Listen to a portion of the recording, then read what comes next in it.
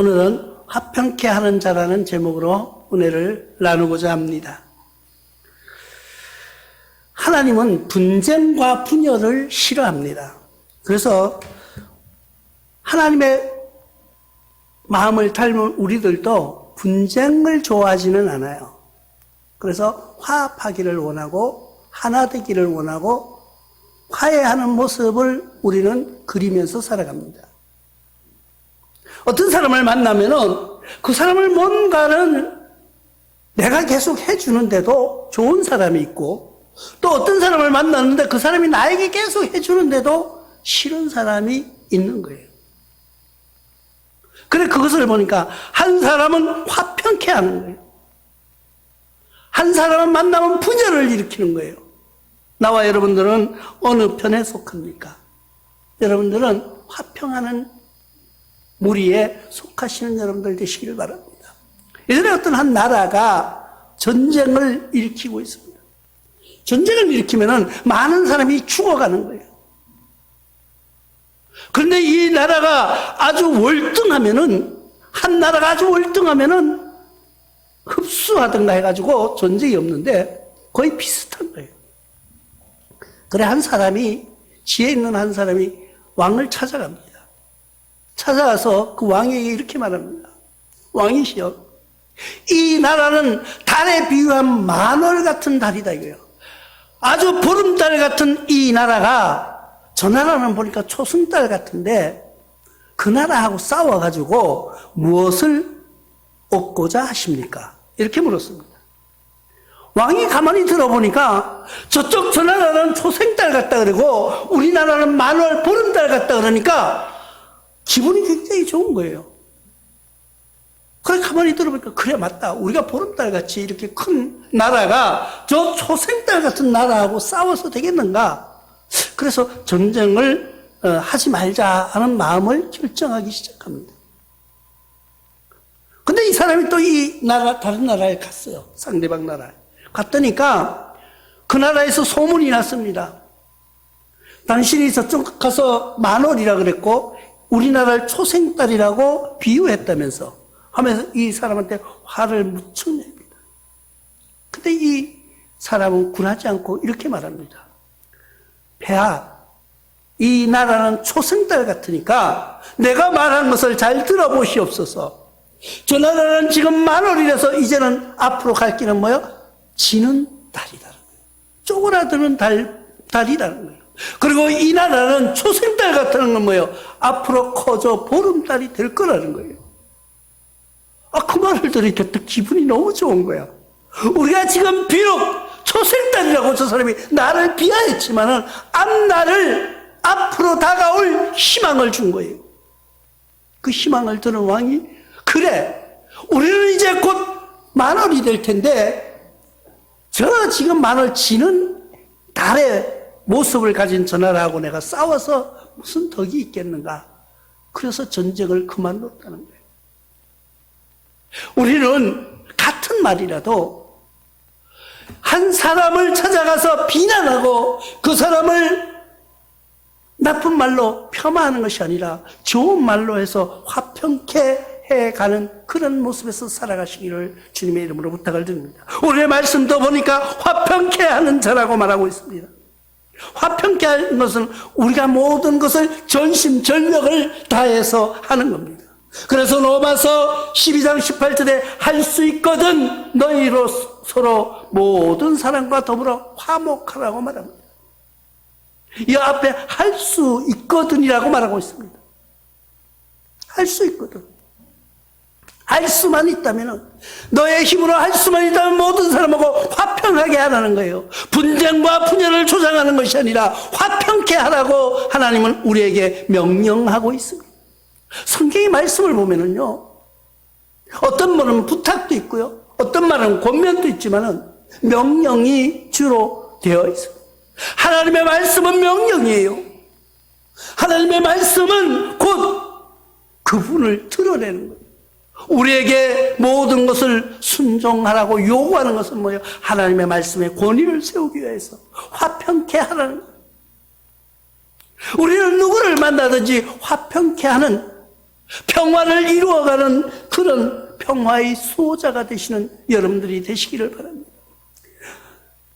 또 디도서 1장 6절에 보니까 책망할 것이 없고 한 아내의 남편이며 방탕하다는 비난을 받거나 불순종하는 일이 없는 자녀를 둔 자라야 할지라고 사도 바울이 이야기하고 있는데, 이 말은 뭐예요? 교회 장로를 세우는 사람을 그렇게 말하고 있습니다. 사도 바울이 지금 이제 전도하면서 교회를 세워가지고 가는데 자기의 동력자 장로를 세우는데 어떤 사람을 세우는가 보니까 이 디도서를 통하여서 한 아내의 남편이라고 말하고 있습니다. 그리고 방탕하지 않고 또 남에게 비난을 받지 않고 불순종하는 사람이 하지 않고 믿는 자라고 그렇게 규정을 정해놓고 있습니다. 이 말은 무슨 뜻이냐면, 하나님이 우리를 쓰실 때, 하나님이 나와 여러분들을 사용하실 때 어떤 규정이 있다는 거예요. 하나님이 나를 사용하실 때 매일 분쟁이 나고 분열을 일으키는 사람을 쓰실까요? 아니면 화해와 화평케 하는 자를 쓰실까요? 하나님의 명령대로, 하나님의 뜻대로 우리가 사용되어져야 하는데, 요즘은 하나님의 뜻이 아니고 사람의 뜻으로 사용될 때가 많이 있다. 내가 어디 가서 이야기할 때, 내가 나의 신분을 드러내고자 할 때, 어떤 사람은요, 자기 신분을 당당하게 이야기하는 사람이 있어요. 그런데 또 어떤 사람은요, 그냥 고개를 숙이고 몸을 비틀면서, 아니 그냥요 이러면서 그래. 왜 그럴까요? 우리 교인들을 이야기하는 거예요.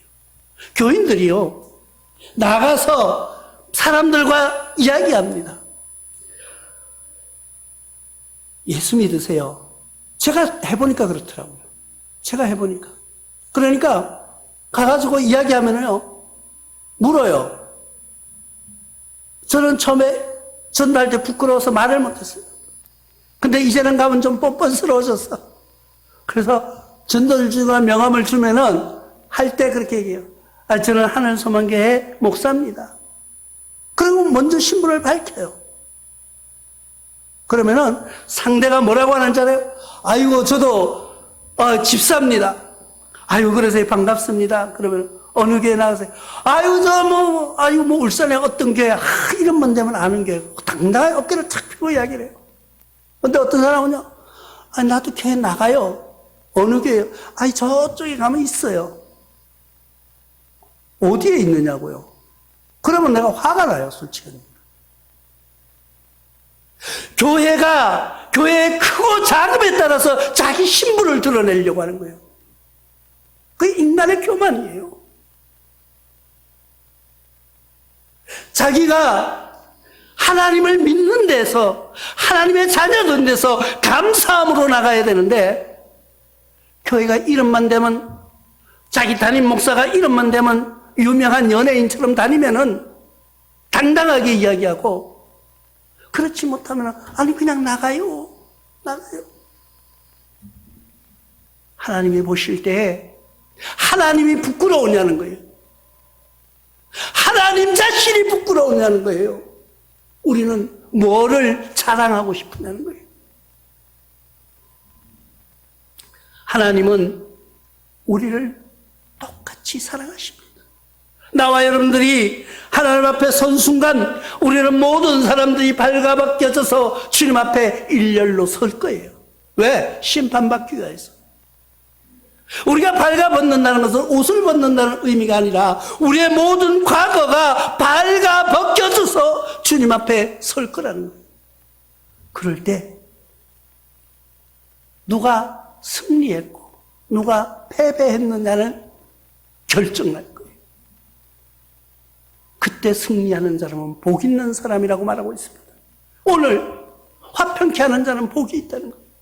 복이 있다는 말은 하나님 앞에서 승리하는 자, 하나님 앞에 섰을 때 잘했다 칭찬받는 자가 진짜 복 있는 사람이에요. 그래서 시편 기자는 1장 1절을 통하여서 복 있는 사람은 악인의 꾀를 따르지 아니하며 죄인의 길에 서지 아니하며 오만한 자들의 자리에 앉지 아니하고라고 분명히 말하고 있습니다. 우리는 어디에 가서 앉아야 되느냐는 거예요. 불의하고 교만한 자리에 앉는 것이 아니라 겸손하고 낮아지라고 말하고 있습니다. 겸손하고 낮아지는 것은 뭐예요? 나를 낮추는 거예요. 그렇다고 자존감이 없는 게 아니에요. 우리는 삶에서 자기의 명예를, 자기의 자존심을 이렇게 하면서 이야기합니다. 자기의 명예는 뭐예요? 자기의 이름 명자예요. 나타날 예자예요. 자기의 이름을 나타내는 거예요. 자기의 이름을 나타내는데 나를 어떻게 나타낼 것인가? 나를 어떻게 나타낼 것인가?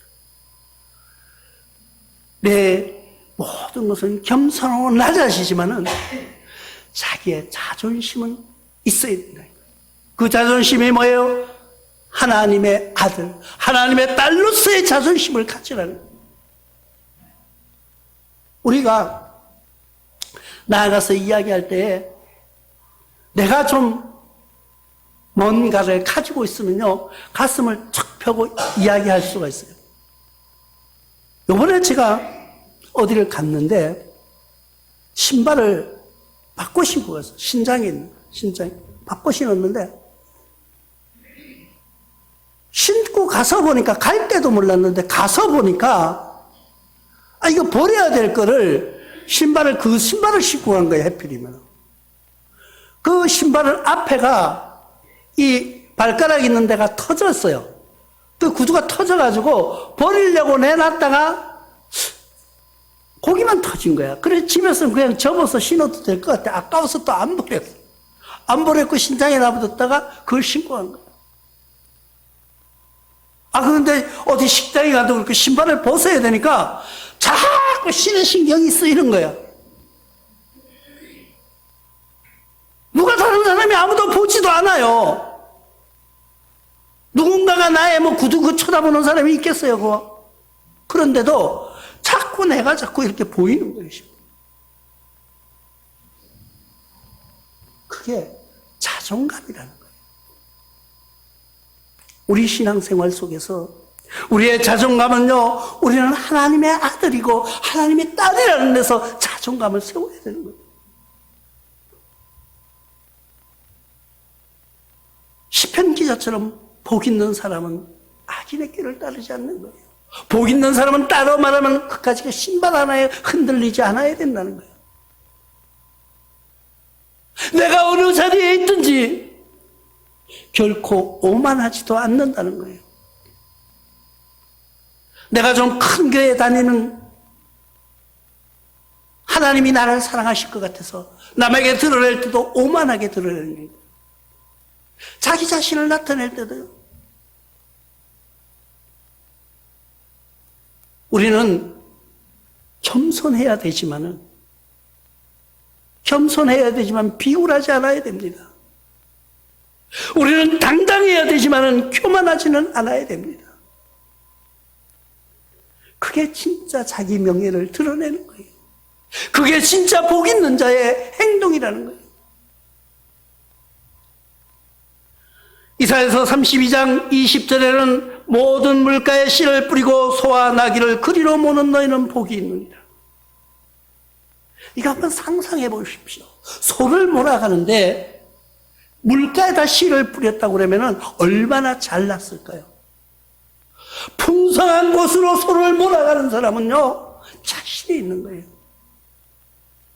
그런데 오늘 어디 가서 소 꼴을 베어 와야 하는가 고민하는 사람은요, 이 꼴을 베려고 준비하는 자세부터 불안한 거예요. 내가 소를 먹여야 되는데 오늘 가서 꼴을 베어 와야 되는 거예요. 근데 가려고 그러니까 이쪽 산에 가니까 저쪽 산 주인이 못 베게 하는 거예요. 또 이쪽 들로 나가도 그쪽에서 못하게 하는 거예요. 그러면은 얼마나 불안하겠어요. 그런데 당당한 물가에 씨를 뿌려 놓은 자는 소를 몰고 나가는 걸음걸이가 어떻겠느냐는 거예요. 당당하게 나가는 거예요. 우리는 하나님 말씀으로 하나님의 복을 받은 나와 여러분들은 당당한 신앙으로 승리하는 여러분들 되시기를 주님의 이름으로 부탁을 드립니다. 야고보서 1장 12절에는 다음과 같이 말씀하고 있습니다.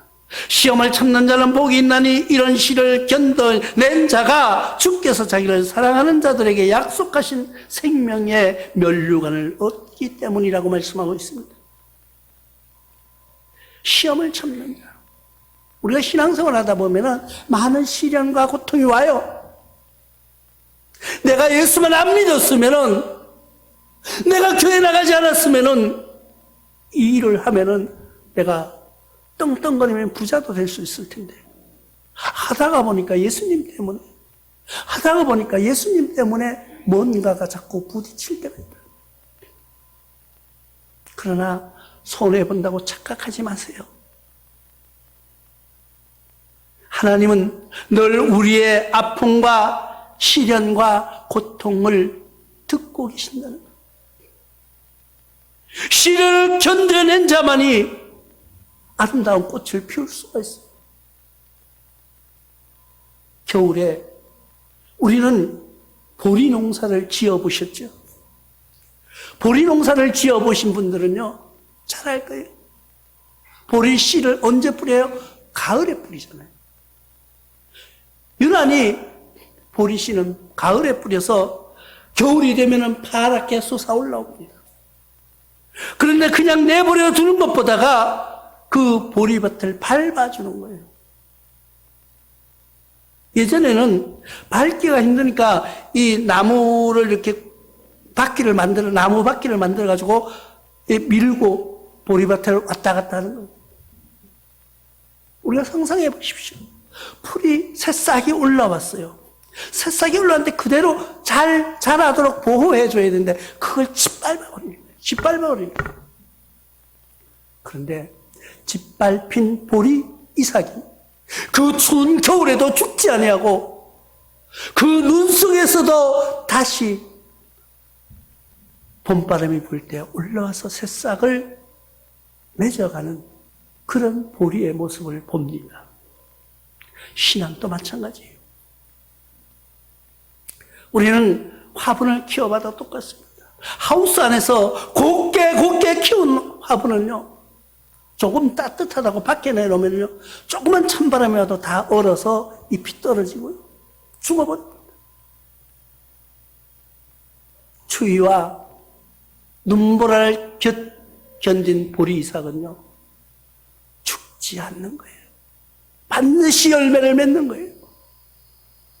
오늘 하나님은 우리에게 그렇게 말씀하고 있습니다. 시험을 참는 자에게는 복이 있다고 말합니다. 우리가 신앙생활하면서 하나님 때문에, 예수님 때문에 우리가 어떤 시련이 있다면 감사하는 여러분들 되시기를 바랍니다. 하나님 때문에 내가 이것을 못한다면 찬양하는 여러분들 되시기를 바랍니다. 하나님 때문에 내가 어려움과 시험을 당했다면 기뻐하는 여러분들 되시기를 바랍니다. 왜? 복이 있다고 약속해 주셨기 때문에. 그것을 뭐라고 말씀해요? 하나님의 자녀라고 말하고 있습니다. 우리는 하나님의 자녀예요. 누가복음 20장 36절을 통하여서 그들은 다시 죽을 수도 없나니 이는 천사와 동등이요 부활의 자녀로서 하나님의 자녀라고 말하고 있습니다. 우리는 천사와 동등하다고 이야기를 하고 있습니다. 하나님의 자녀는, 그러니까 천사라고 하니까 천사는 또 다른 데 보면 우리의 심부름꾼이라고 나와 있어요. 여기에서 동등하다는 말은 죽지 않는다는 것을 이야기하고 있습니다. 우리는 영원히 죽지 않는다는 거예요. 그러니까 또 우리가 이 몸에 육신이 영원히 죽지 않는 걸로 착각하지 마시기 바랍니다. 육신은 죽어요. 반드시 죽습니다. 그러나 영은 죽지 않는다는 거예요. 본질이라는 것이 뭐예요?